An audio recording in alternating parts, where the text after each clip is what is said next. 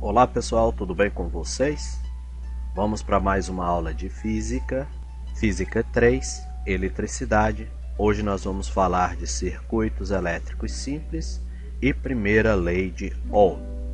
Aí está George Simon Ohm. Eu sou o professor Edgar Duarte e esse é o seu canal CPU.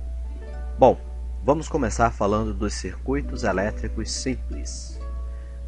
Para começar, um circuito elétrico, ele nada mais é que a ligação de elementos elétricos, tais como resistores, indutores, capacitores, diodos, linha de transmissão, fontes de tensão, fontes de correntes e interruptores, de modo que formem pelo menos um caminho fechado para a corrente elétrica. Aqui nós temos um exemplo de um circuito elétrico simples, onde nós temos aqui uma pilha, nada mais é do que um gerador de eletricidade, um interruptor chamado de chave e um receptor elétrico, ou seja, nós temos aqui uma lâmpada. Esses são os elementos de um circuito elétrico simples. Os geradores elétricos. Os geradores, eles transformam qualquer outra modalidade de energia em energia elétrica. Há quem tenha visto falar lá no começo da eletricidade, nas nossas primeiras aulas, sobre energia eólica, a energia solar, a energia geotérmica, a energia das termoelétricas, das hidroelétricas. Então os geradores têm essa função, converter qualquer outro tipo de energia em energia elétrica. Aqui nós temos alguns geradores. Creio que muitos conhecem as pilhas e baterias. São geradores de corrente contínua e que utilizam a energia química para converter em elétrica. Aqui nós temos uma bateria de 24 volts, bateria de caminhão, que também utiliza a energia química convertida em energia elétrica. Nós temos o que muitas pessoas julgariam ser um motor, só que ele é o contrário do motor. Nós estamos falando de gerador elétrico. Então, o gerador elétrico, ele vai converter através da rotação desse eixo, ele vai converter energia cinética, energia de movimento, energia de giro, torque, em energia elétrica. Bom, aqui nós temos a representação básica de uma pilha comum. Você vê aqui o polo negativo, o polo positivo, a representação desse componente no circuito. Eu tenho aqui o ponto B, que é o polo negativo, o ponto A, que é o polo positivo, e o sentido da corrente elétrica, que é do negativo para o positivo. Então veja que a barrinha do polo positivo, ela é maior do que o polo negativo. Essa é a representação de um gerador do tipo pilha comum. Aqui nós temos o nosso gerador elétrico, gerador de corrente alternada. Esse gerador, ele recebe através dessa polia, ele recebe energia cinética, ele move a polia que é acionada por uma correia, do motor, que faz girar o induzido. E aqui você tem as bobinas de fios, os componentes da carcaça, os enrolamentos do induzido. Esse dispositivo vai converter esse movimento em corrente elétrica, ok? Então vamos lá, os receptores são, ao contrário dos geradores, os dispositivos que transformam energia elétrica em outra modalidade de energia. A classificação dos receptores. Dentre os receptores, eles podem ser classificados em dois grupos de acordo com a sua finalidade. Tá? Eles podem ser os resistivos e os ativos. Quando que ele vai ser um resistivo? Quando a finalidade dele for transformar energia elétrica exclusivamente em energia do tipo térmica. No caso aí você tem um exemplo, uma lâmpada incandescente. Você tem também o famoso ferro de passar roupas. Você tem o seu chuveiro elétrico, sua ducha, que dentro dessa carcaça possui uma resistência, que aquece, que tem como finalidade produzir calor. Assim como o ferro de passar, que possui uma lâmina bimetálica, cujo objetivo é produzir calor. E você não poderia deixar de ter aqui o representante da classe das churrasqueiras elétricas. Podemos ver aqui as barras da resistência já estão ao rubro, elas já estão incandescentes. Ou seja, qual a finalidade desse dispositivo? Produzir unicamente calor. Esses são exemplos de receptores resistivos. Os receptores ativos, eles são os dispositivos que convertem energia elétrica em outra modalidade que não seja a finalidade térmica. Então você tem aí um aparelho de som. Qual é a finalidade dele? Converter a energia elétrica em energia sonora. O ventilador, qual a finalidade dele? Converter energia elétrica em energia cinética de rotação. Converter essa energia elétrica que vai passar no motor em movimento para as pás. Uma geladeira.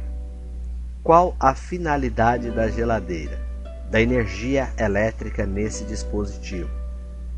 Muita gente poderia julgar errado, produzir frio. Não, é movimentar o compressor para que o gás possa percorrer todo o sistema, retirando o calor de dentro da câmara da geladeira. O liquidificador.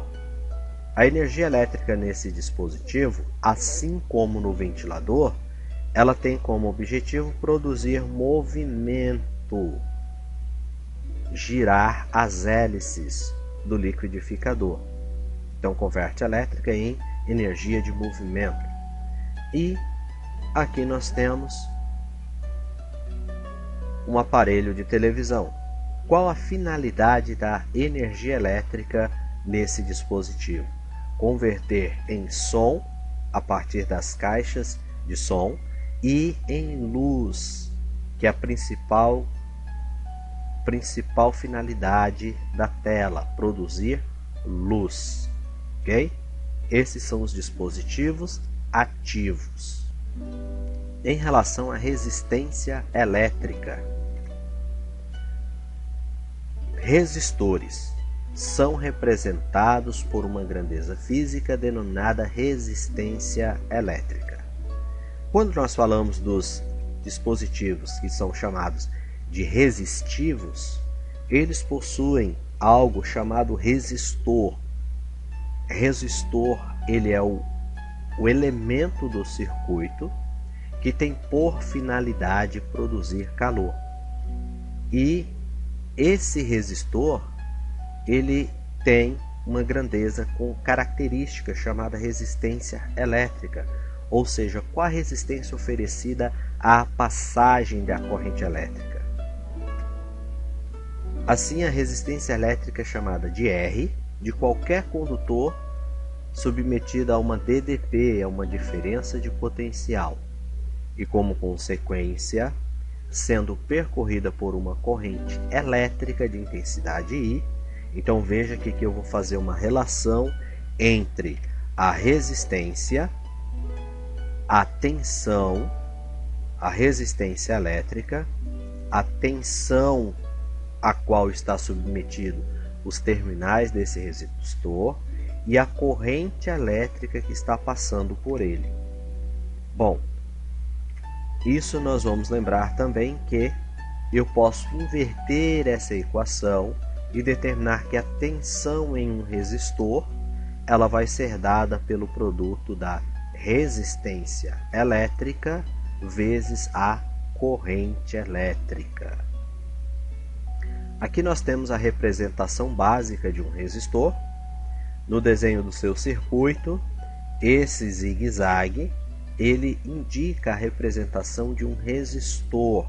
Lembrando que ele também pode ser indicado por esse modo, tá?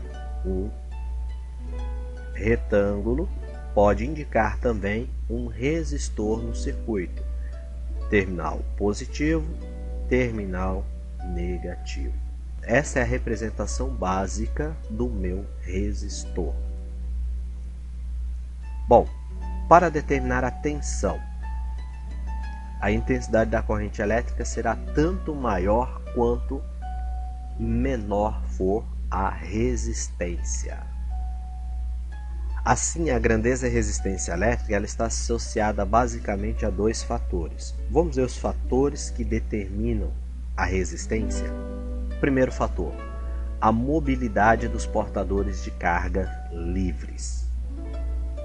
Segundo fator, a quantidade de portadores de carga livre que o condutor dispõe.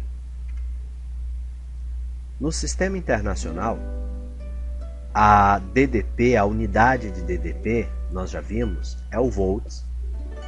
A unidade da corrente elétrica é o ampere. Então, a unidade de resistência elétrica é denominada como ohm. Tá? Então, aqui nós temos a relação. O que significa o ohm? É volts por amperes. Tá? Então, volts por amperes, eu tenho a unidade de resistência ohms. O que quer dizer a unidade de resistência?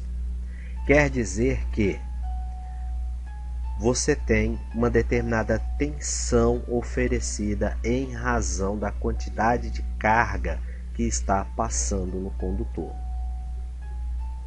Eu posso falar também da potência dissipada por um resistor. Qual a potência de um resistor? Bom, particularmente nos resistores, a potência elétrica pode ser expressa em função da resistência. De que forma? Vamos lembrar primeiro. Potência, nós vimos na aula anterior, que potência é igual a tensão vezes corrente. Tá? Tensão vezes corrente. E também vimos que a tensão ela pode ser dada por resistência vezes corrente. Então eu posso fazer uma substituição. Se eu pegar, isolar e substituir a tensão por RI, nessa posição eu vou ter R, fica corrente vezes corrente, corrente ao quadrado. Então a potência de um resistor pode ser dada por resistência vezes corrente ao quadrado.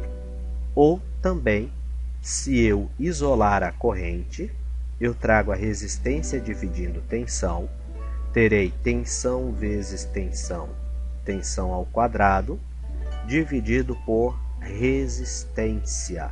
Então a potência dissipada também pode ser dada por tensão ao quadrado dividido por resistência. Primeira lei de Ohm. Bom, George Simon Ohm, ele realizando experimentos com condutores elétricos, ele percebeu uma característica.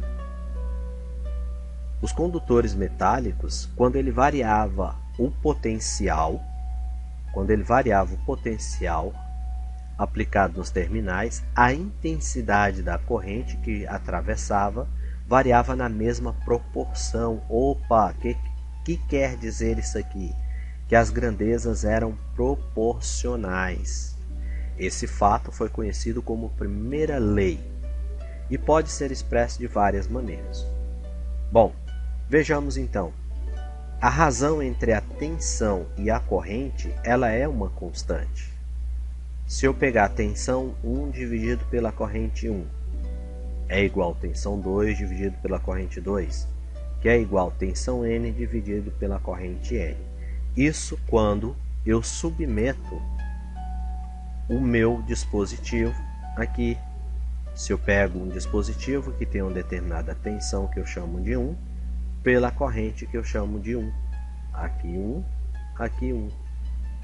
Se eu pego uma determinada tensão que eu chamo de 2, eu tenho uma respectiva corrente que eu posso chamar de 2 também.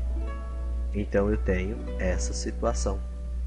Isso para mim é uma constante. O gráfico deduzido dessa situação da primeira lei é uma constante. Isso aqui vai me representar quem? A minha resistência elétrica. E a resistência elétrica tem sempre o mesmo valor, quer dizer, se eu pegar o valor da resistência aqui, é o mesmo que eu tenho aqui, que é o mesmo que eu vou ter em U de I, U de N e de N. Eu vou ter uma resistência N. A tensão e a corrente são duas grandezas diretamente proporcionais, o que nesse caso nos dá uma reta que passa pela origem. Tá? Observando, os condutores que satisfazem essas condições, eles são chamados de condutores ôhmicos ou resistores ôhmicos. Resistores não ôhmicos. Nem todos os condutores são ôhmicos. Ou seja, nem todos eles obedecem à primeira lei. Aqueles que não seguem são chamados de condutores não ôhmicos ou resistores não ôhmicos. Bom, nesse caso, o gráfico da tensão em função da corrente, que vimos na primeira lei que era uma reta passando pela origem, nesse caso não é uma reta, ok? E a resistência elétrica R de um resistor não ôhmico, ela é calculada para cada ponto, ou seja, em cada ponto do gráfico você vai ter um valor diferente para resistência. Então você vai ter um valor de resistência para cada par tensão corrente. Mesmo os condutores ôhmicos podem apresentar variações no valor da resistência quando são submetidos a altas temperaturas. Ok? Como seria o gráfico de um resistor não ôhmico? Olha só, ele é uma curva. Ou seja, nós podemos ver que a tensão não é proporcional à corrente. Ok? Então nós temos aí a representação gráfica de um resistor não ôhmico. Bom, pessoal, a primeira parte é essa. Espero que vocês estejam acompanhando o roteiro, fazendo as fichas resumo do livro e as atividades propostas. Na próxima aula nós teremos aí o vídeo de resolução de exercício de circuito elétrico simples e primeira lei de Ohm.